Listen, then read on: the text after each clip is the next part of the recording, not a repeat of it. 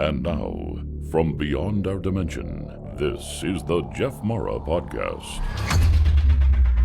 Here's Jeff. My guest is Purnima Sinha, who comes from a meditational background spanning over 3 generations.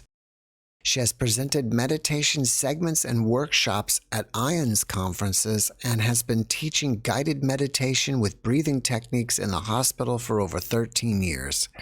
Her motto is self-care equals self-love, and today we'll be discussing her after-death communication with her mother and father.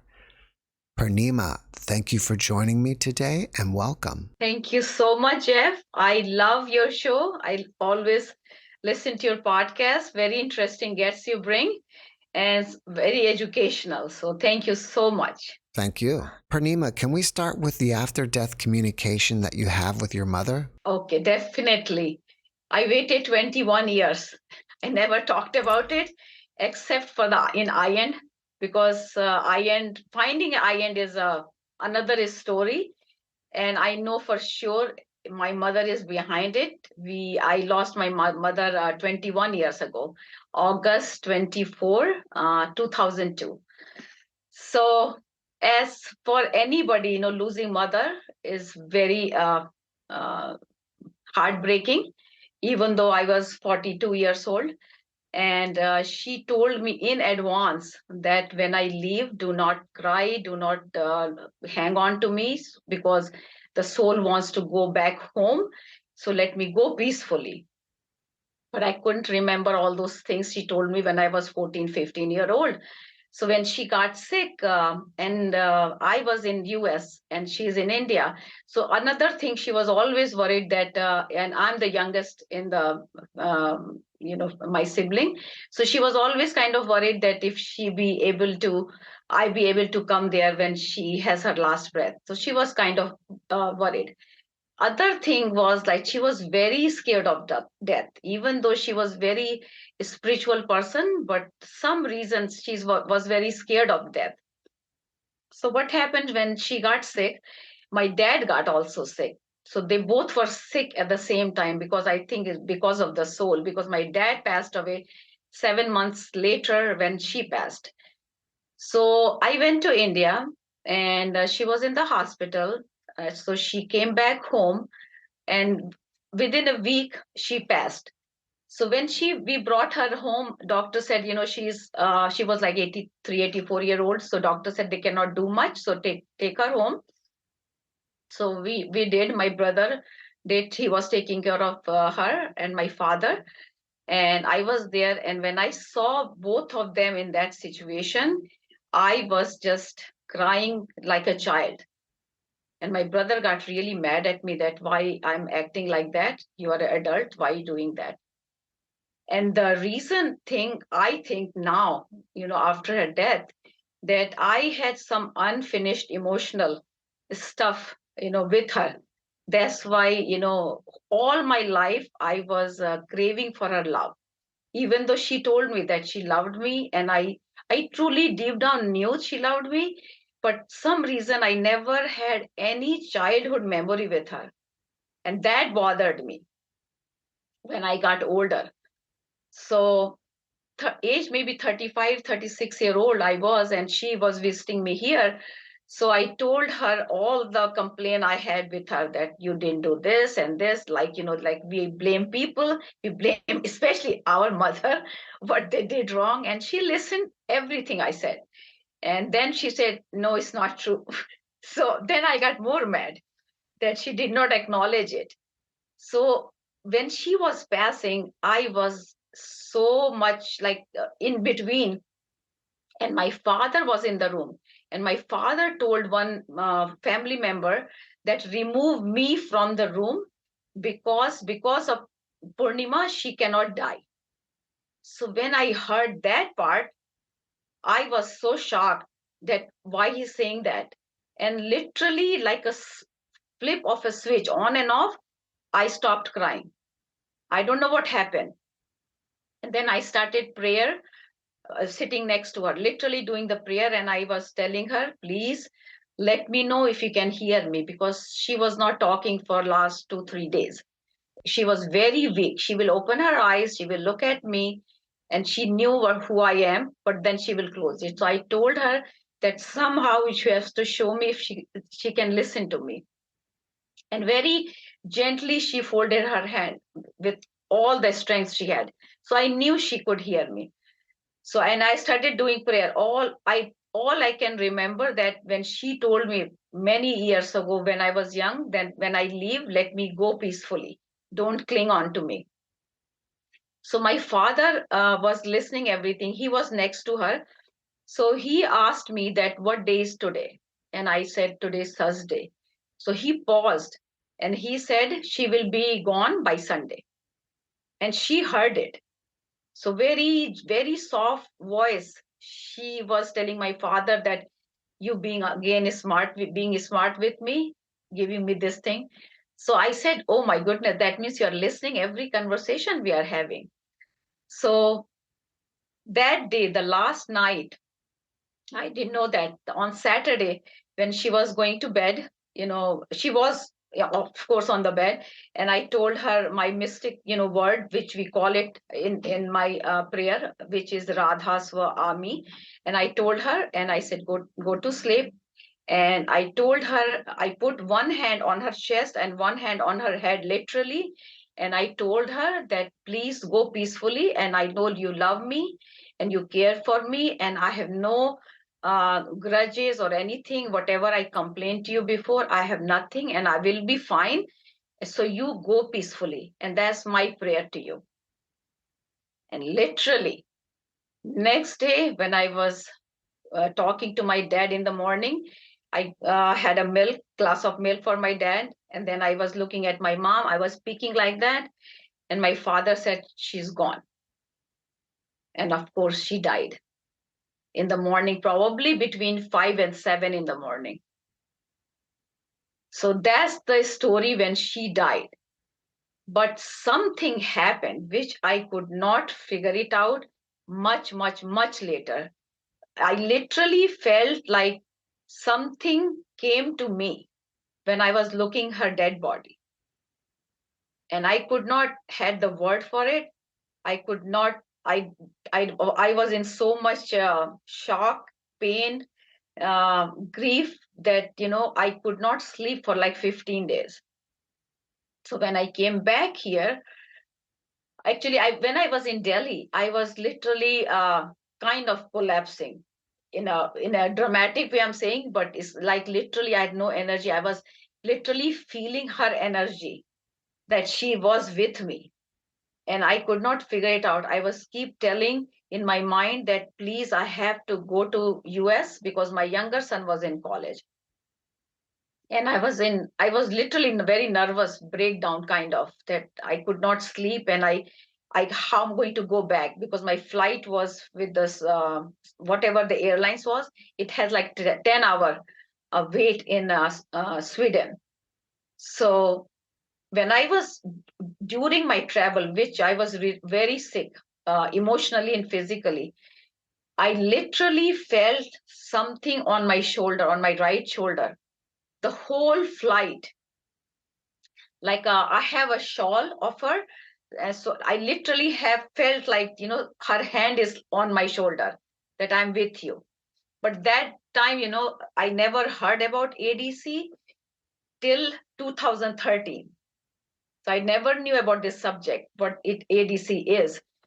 And when I came home, I felt her presence for at least 3 months, especially in my kitchen and living area where I spend most of the time. And I was in so much grief. I could not figure it out what happened, after death and everything.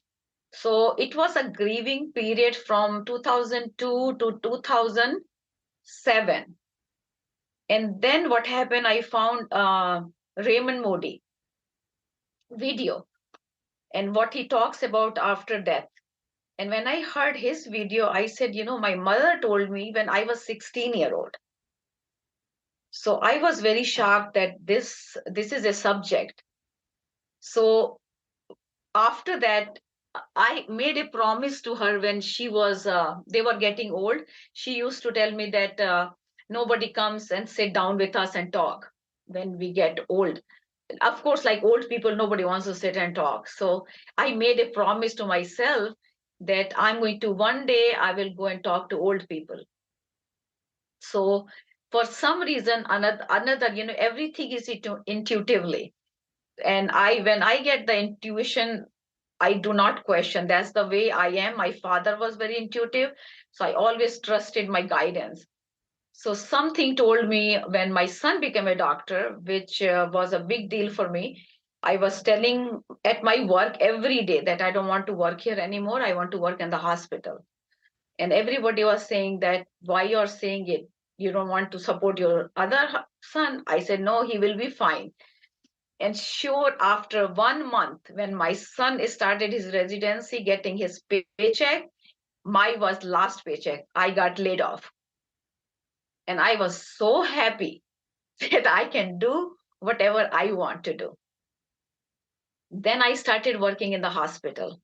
And I truly, uh, I cannot say believe, but truly know in my heart is my mother is behind everything, because the guidance I was getting intuitively what to do. So I went to the hospital, got my volunteer work paper done, and I started working in the bariatric. And then I heard a voice in my, in like a guidance that I have to see patient.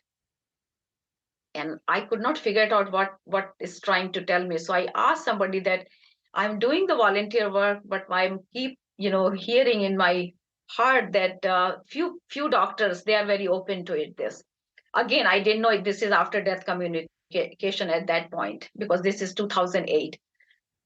So then they told me that patient advocate is the job you might want to do. So I started doing that. And when I started doing that, the voice got quiet. And every time I do something, I felt her presence. I don't see things, I just feel the presence. That's all I can say. I don't hear voice, but when I hear guidance, it's very clear. It's like just few words, not a whole sentence. So that's how it started with the death communication. Throughout, since she died, till I started working in the hospital, which is 2008. And then 2013, I was still going through the grief period. And somehow I was in so much pain and my knee got locked. And I have end up going in the hospital and come back. And I was in lot of pain that day. So I was resting. And of course, I was praying, because that's what I do. I love talking to God or divine. I define God is like God, goal of divine. So I was praying a lot because I was in lot of pain. And again, I felt her presence next to me on the bed for a very long time. And then when I felt it for a very long time, then I got little scared. And I literally said, now you go. I will be okay. I I knew that I was telling her, but I knew that these energy it wants to help, not to scare you. So those things, led me to, I was Googling one time on the YouTube, and Mr. Bill Guggenheim video showed up. I don't know how it came, but again, I know she's behind all this thing, because that's she wanted to, I think, console me and give me love, more love, I think, after her physical body was gone. So when I heard this talk, Mr. Bill Guggenheim, Hello from Heaven, this chapter, and I told him that all this experience, I have it. So I emailed him and called on the website. Sorry, I get sometimes choked. So he called me, and I was so shocked that author can call you. And when he called and I told him about this experience, he said, yes, Purnima, you have after death communication. I said, what is that? He said, the soul, the energy is always there. So it's always guiding you and helping you. And I said, I don't know if I can talk to anybody. She said, don't have to convince anybody. You just, this is for you, for your experience. Then he told me that the conference is going to be happen in IANDS in your town. And I didn't have to go anywhere. So I went there and I met. Then I found out this ADC, which I had, I think, all my life. If I look back, uh, of my other family members, I get their information literally, like some of the things which is hard to say because of the families, but it is very, very uh, true experience, and it's very spiritually, I think, is helpful for the soul to deal with the grief. When you would hear a voice and it was only a few words, were you hearing her voice or your own voice, like a message coming through your voice? I don't think so I can explain. It's not my voice. It's a voice, uh, I think it's like a divine voice. But when I have her guidance, it's totally different. So I can literally define two. One is like intuitiveness, which is a higher intelligence. I call it supreme being or creator or whatever. And one is her presence and her energy. But the beauty of it, I had some issue with her. That's why I think, she's showing me more. But the opposite way, I was very close to my dad, very close to my dad. So when he passed, I had like a sheer death experience with him.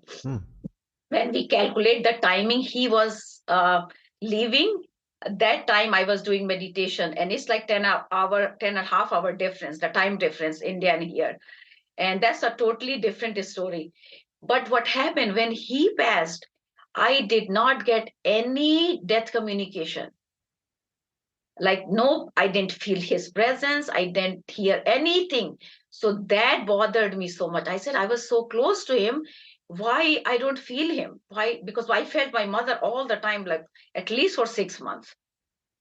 But on his case, I never felt anything. So I was sad that I was so close to him. Why he's not, showing me something or telling me something. So I was most upset.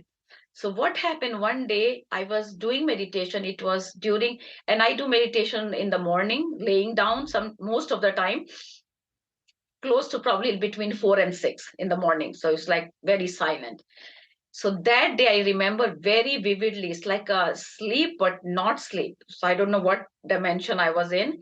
And I was in my left side, on my right side, I knew that he was there, his presence. I felt his presence, and very gentle hand on my head, just like touching your head with the hair. That's how I felt. But it took me probably a year later. So that was a total different experience. You mentioned that your father died of soul sickness. And I'm assuming that means that maybe he was sad that his wife was gone and then he eventually left. Can you talk more Yeah. about that? They knew each other. I think they were in college or high school. So, and they were totally opposite. My mother was very pessimistic and my father was very optimistic, like total opposite. So we used to make fun of them that how did they get married? so but they were like meant to be each other, like. So when my mom died, literally my father did not get up from the bed. I was there a month almost. I stayed 1 month after I came back here. And I was keep asking, please get up. You will read newspaper or magazine, because that's why they used to have fight with who wants to read the newspaper first, who wants to read the magazine first. So, and I said, now mom is gone. Now you can sleep all the time. You can read. You can do whatever you want. And he said, no, since she's gone, I just want to go with her. Mm. So he literally was taking 1 teaspoon breakfast, lunch, and dinner, literally. And he did not get up at all. So he didn't die with the sickness. He got weaker and weaker and weaker. And I knew my mom died in August. I went back again in India in January because my son, my older son, he was getting admission in the medical school. So, and my mom always wanted one person to be a doctor in the family. So I asked her, please hold on to that. He's going to become doctor. She said, no, I know he will be fine. I know he will be fine. So I talked to my dad, and my dad gave my son blessing.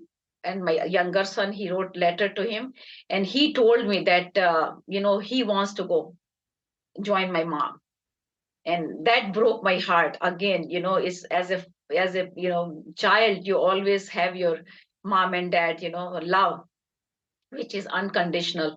So when I was coming back to US in end of January, I knew that I will not see my dad. So I literally said goodbye to him, that I know I'm going back US, and I know I'm not going to see you. So I'm saying goodbye to you. And I started crying. So he held my face like this and kissed my forehead. And he said, don't cry and leave like this face. Give me a smile and then leave, because I want to remember your face, a smiling face. So this happened in January, and he passed away 29th of March. And that was very peaceful for me, because I knew that I was saying goodbye. But when he was dying, the day he was dying, before that whole week, I was so sick. My job, my boss told me that you cannot function here anymore. So just take a break, go home and stay and just work, just rest. So whole week I was home. I was just praying to, God, that please take him, because I cannot bear seeing him like that. And when he passed, that moment, I never do meditation. It was 6:30 in the evening. So that time I was in front of my fireplace, and I was just praying and praying. And we went out and came back on my answering machine, my message from my niece that grandfather passed away. So when I calculated the time, I was with him when he was leaving his physical body. You practice a type of meditation called Surat Shabd Yoga. What is that? Surat Shabd Yoga is a ultra transcendental meditation. We are from Dialbag, India, which is in Agra, and my parents were from there. My grandparents were from there. So there's a meditational practice in the brain. We have like different centers in the nerve centers in our brain. So if somebody wants to, research in that, what it is that, or the detail of the literature, I can provide you the link. But it's basically going to aparavidya and paravidya, which is physical and then non-physical. So when we go beyond the mind, which is like non-physical, because your ego, your mind is always giving the chatter information. So when you become still, you can literally hear what your inner guidance, you can call God, divine, soul, spirit, what does not matter the word. It literally guides you beyond this Brahmand, universal mind. So we can get connected and get the information. It's literally like a database. You get the connection and you get the information. And that's the beauty of this intuition. My father was very intuitive. Even my mom's father, my nana, my grandfather, mother side, we found out very late. He wrote his day of the death and time of the death, and put it in the paper and put it in one of the books, spiritual book, holy books, which the family member found out much later, year. So they say, I have read it, that soul knows 2 or 3 years prior before it leaves. So the people who has done very high in tuning meditational stuff, transcendental meditation, they can get the information. that when you're leaving. Would you say that you are a Hindu, or do you practice some other type of religion? I really don't believe in any religion, but we are born Hindu in India. My parents were Hindu, but truly, I think all the religions talk about the same love, which is divine love, and we are all part of the same divine. So I can say that I born with as a Hindu label, but I don't believe in not like a religion, those things that they divide people. You'd mentioned that you were saying prayers, and I was curious about that. Were those Hindu prayers or just something that you made up? No, this is again the Surat Shabd Yog. They have they have holy books, and they have the mystic sounds, and it's combination of like 5 different sounds. So that's the way I was raised. So that's the thing only I knew. So that kind of chanting and the prayers I was doing through those holy books. Have you ever had an OBE? I never knew this OBE is a subject. I had OBE since I can remember 1988, which I never knew what was that. Can you tell us about some of your experiences? It's really scary in the beginning, and I didn't even know. And I was asking so many people that it happened to you, it happened to you, and everybody said no, no, no. But finally, one of the co-worker, he's a young kid, Damien, at my work, and I was explaining to him one time. And these young kids are much faster finding out the information on the internet. I could not find any information on the internet, and then find out this is sleep paralysis. And then just after I found out about this, Dr. Sanjay Gupta, I saw his documentary on CNN. And then I figured it out what this thing is. So after that, I was not very scared. But what happened, like, is so real. You can see your body and you're going around places. Exactly like this life is happening. Everything is same, but you come back. But the part is that when this happened, you cannot move, you cannot open your eyes, and you cannot speak.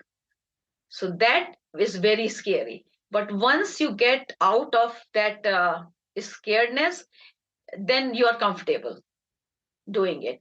So sometimes I cannot, let me rephrase it. I think most of the time it happens during my meditation. So you can just go into deep meditation and then you'll just leave your body and then you can turn around and actually see it sitting or lying there? Sometimes yes, sometimes no. Sometimes I felt like big jerk, that like literally like somebody shook you like that. So you feel your body. It's very interesting. Again, it's very hard to explain till you have the experience. When you do leave it and see it behind, do you go out into the universe or go exploring, or what do you do? I have no clue. I don't remember. I know I do something, and that time I remember, but when I come back, sometimes it fades away right away, and sometimes it does not. So I have journals for last 21 years. I write in my journal. Yeah. All right. Because talking about this thing is not, a lot of people are not open to it. So and I don't like to convince anybody because it's my own experience. But I know is something beyond which is a physical body can, or our mind can comprehend. I think I got it from my dad. I felt like either your dad was intuitive or spiritual, or he just knew her medical condition because he had known when she was going to pass. That was beauty. He was very intuitive from the beginning. And when I was a child, I used to walk with him every day. So he used to tell me that life will give you a lot of lesson, and the only thing you have to remember just that mystic word, which we repeat over and over. And he said just that will help you.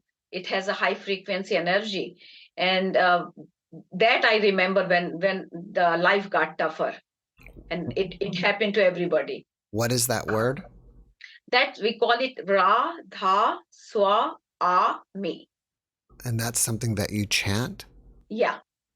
You can chant, you can like say it slowly, and you can focus on that word. Can you tell that to me again? R-A, Ra, Mm-hmm. then D-H-A, Okay. S-V-A, A-A-H-M-I. But it comes from the Radha Swami faith, which is R-A-D-H-A-S-O-A-M-I, faith. Okay. So Yeah. that is Radha Sva-ami. Yeah. When we chant, we do it in a 5 dissection, like Ra, Dha, Swa, A, Mi. But when you write, you just say one word, Radha Swami, R-A-D-H-A-S-O-A-M-I, faith. This in the books is had some more, especially I have a book here. If somebody wants it, it is in a lot of university these days. Stanford has it, Yale had it, all the big university have this book. This book can you can have a lot of information. It's all scientific based, scientist based. This book is. The name of the book is Exposition on Truth, Ultimate Reality, and Supreme Being, and written by Professor Prem Saran Satsangi. So how did you start giving meditation classes in the hospital? That is such a good question. I'm glad you asked, because I knew, in my heart, I promised my mom that I want to talk to old people, and old people I can find. I always wanted to work in hospital. I don't know why, from the childhood. And people will say that you have a doctor degree, no, nursing degree, no, any health education degree, no.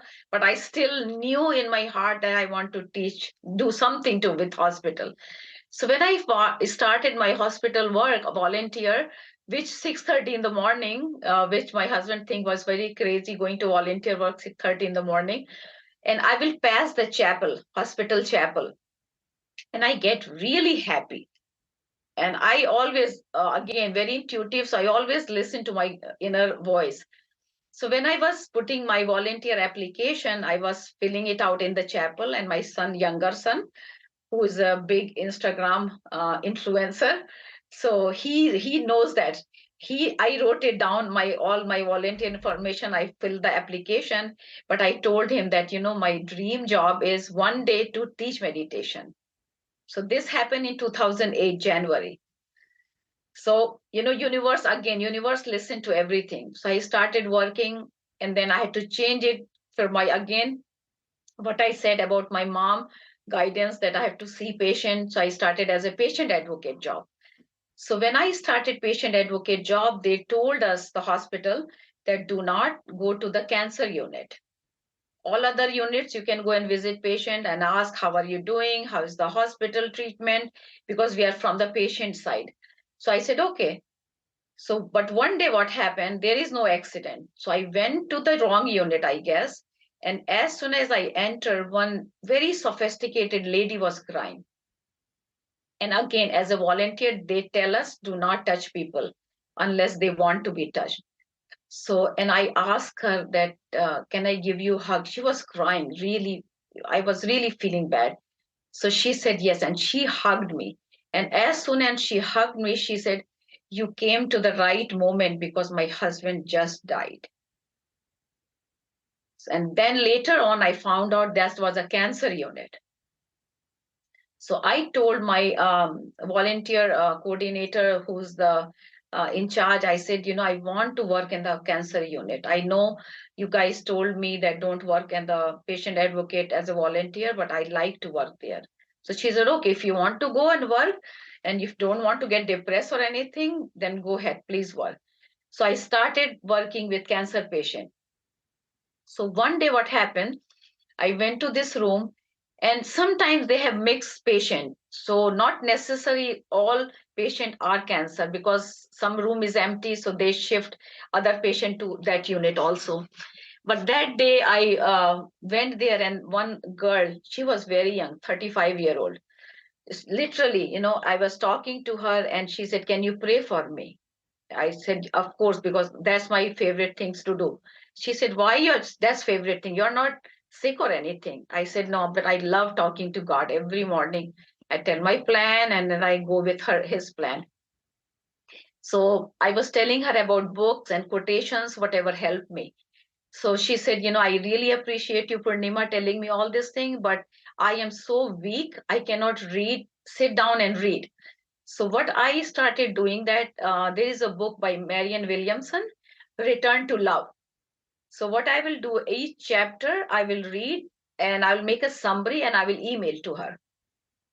So that's that way on the email, she will read just the kind of summary about that book. So that's how this, this thing is started. And then one day what happened, I was going to visit one patient and she was completely in dark room. So I just didn't want to disturb. So I just peeked and say, hello, how are you? And she didn't move. So I said, I guess she's sleeping. So as soon as I started to walk out, she held her head like this with both hands and she asked me, do you know how to stop the mind? And then I came back, then I started telling her about meditation. That's another long story, but finally, she died like maybe a year later or something, I'm not sure. But more and more patient, I was giving the information about meditation and prayer, because when you are literally sick, you ask for prayer from anybody. That time you do not care about anybody's religion, because when we are good, healthy, we care about religion, that I want me, I'm Hindu, I'm this, I'm that. But that time, when you're dying, you don't care about anything, you just want to go peacefully. So a lot of people were asking, patients were asking me to pray for them. So I was doing prayer with them, prayer for them. I will go and give them books if they want to read. So I will read to them, I will read Bible with them.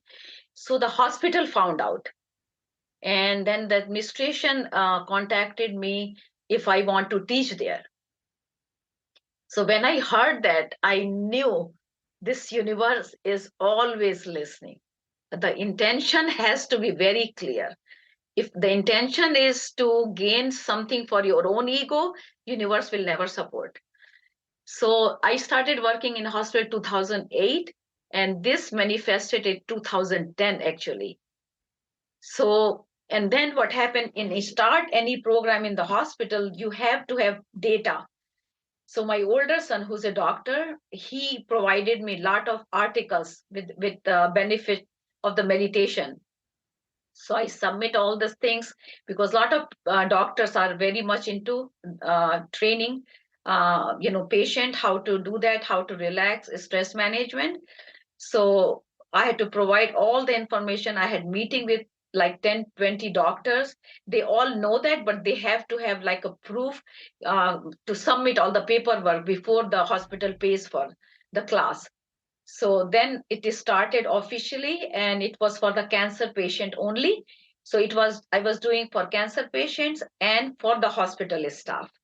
So it is started 2010 and officially by my paying job, kind of 2013 till the COVID hits, which is 2020.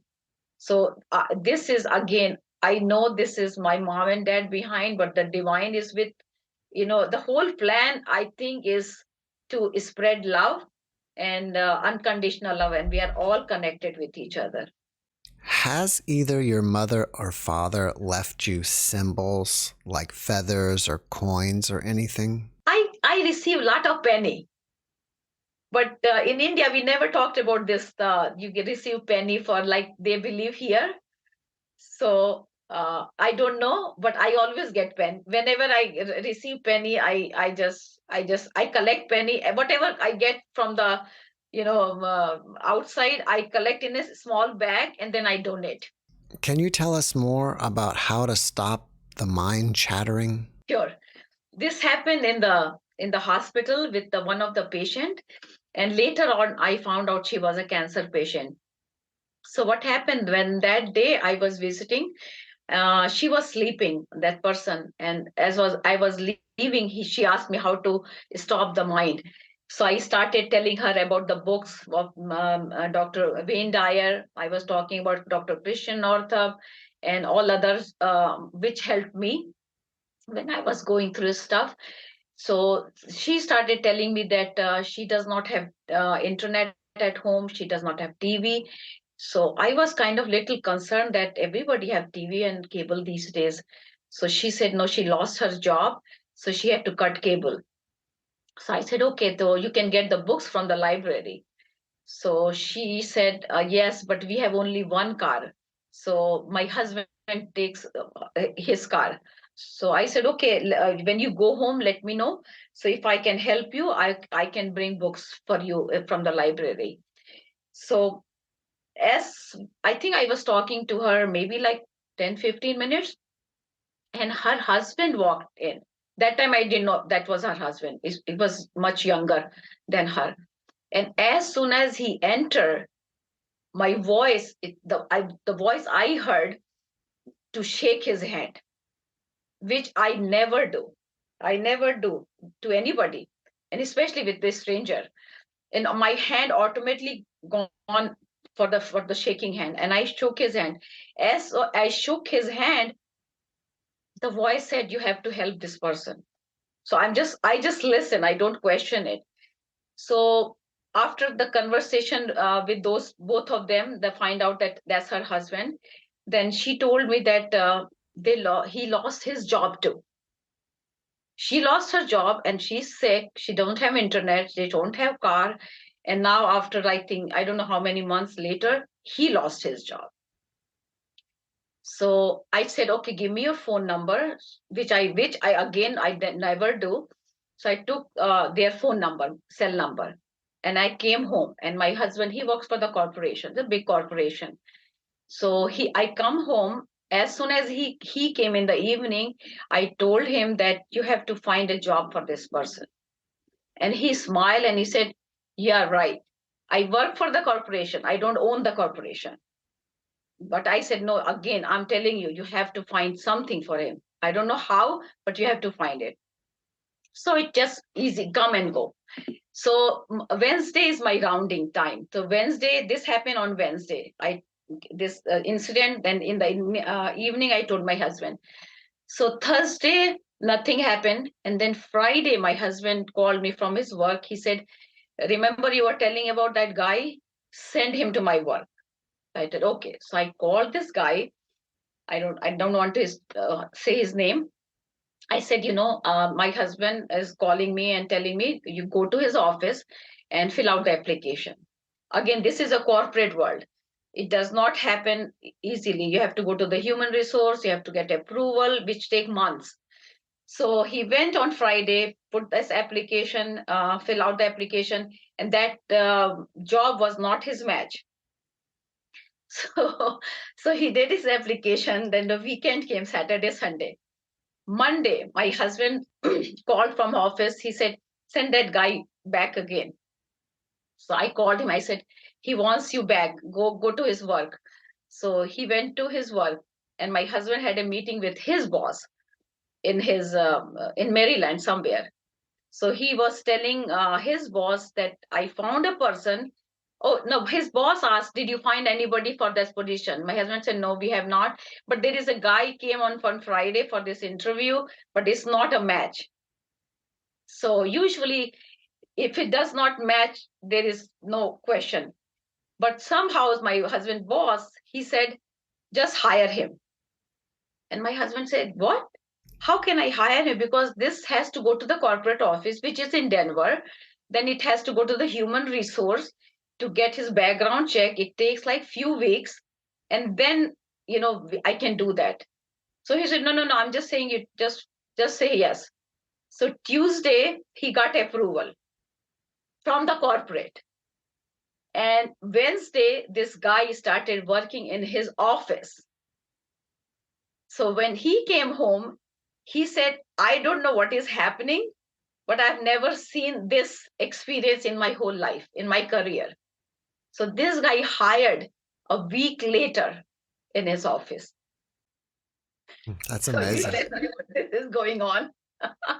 Can you give us tips on how to stop our own minds from chattering? The best trick is A New Earth is written by Eckhart Tolle.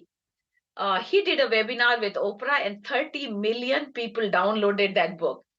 And that book is literally freed me. There is a chapter in Pain Body he talks about, but the main thing for meditation to quiet the mind is bring your attention to your breath.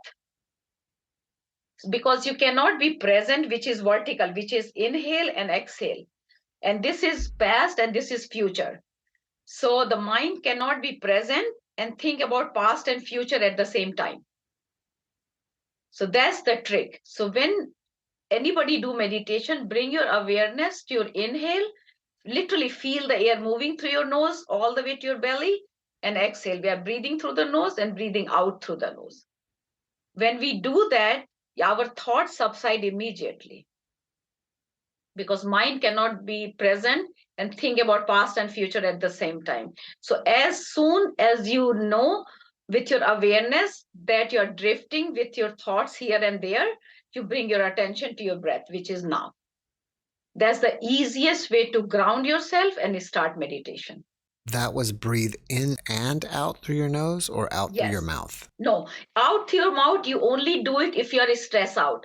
So suppose you're stressed out, you do at least like maybe 10 breaths, inhale through the nose and breathe out through the mouth. But after that, you do through your nose and through your out. Both are through the nose. Because when we are charging the battery, like meditation is like charging your battery. If you take the plug out all the time, which is doing through your mouth, which is a stress response. Whenever we are under stress, we do like automatically. So that's a stress response. The stress is getting out. So you can do that few times. And then when you start doing meditation, you feel your through your nose, inhale and exhale through your nose. All right. This is called conscious breathing. After watching this podcast, people may want to reach out to you and ask you questions. How can they do that if you're okay with that? They can email me, but make sure if you email me, write about that JeffMara podcast on the subject. Otherwise, I will delete it, because a lot of times, so many spam things come. So I don't want to open any email unless I know where it's coming from. Or you can private message me through the Facebook. I'm not into the Facebook much, but on the message, I can respond on the private message. And I do private sessions. So if you have any question, and I do private session also, so I can help you with that. What is your email address? My email address is P like Peter, S like Sam, RANCHI@gmail.com. I'll put a link to your email and your Facebook page in the description if that's okay with you. Sure. Before we finish up, can you leave us with one last positive message? Love is real. Anything else is illusion. It's from Course of Miracle. Purnima, thank you for that message, and thank you for being my guest. Oh, thank you so much. I love your podcast. You're doing a wonderful job. And this is, we are all connected and we are all together. So many things their media or whatever try to scare us. I think so many people are doing good stuff. They don't report it. So thank you for doing such a wonderful job. Thank you. Thank you. Thank you. Thanks for watching the JeffMara podcast. I really appreciate you. Another way to show support is through YouTube memberships. And if you do, there are loyalty badges and other perks depending on your level of membership. All you need to do is click the join button underneath the video to find out more. Thank you for your support.